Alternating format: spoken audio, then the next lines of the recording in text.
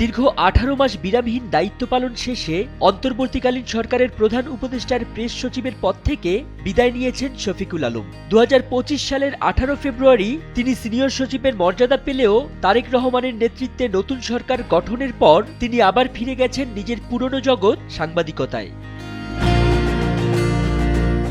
তবে কাজে ফিরেই সামাজিক যোগাযোগ মাধ্যমে এক দারুণ রসিকতায় মেতেছেন তিনি। চিত্রনায়ক রুবেলের একটি ছবি শেয়ার করে শফিকুল আলম লিখেছেন, এবার আবার চ্যানেল ঢাকার দিনগুলোতে ফিরে গিয়ে আমার প্রিয় রুবেল দ্য কুংফু কিংকে নিয়ে লেখার সময় এসেছে। তার শেয়ার করা ছবিতে নায়ক রুবেলকে বেশ কয়েকজন আলেমের সঙ্গে বসে থাকতে দেখা যায়।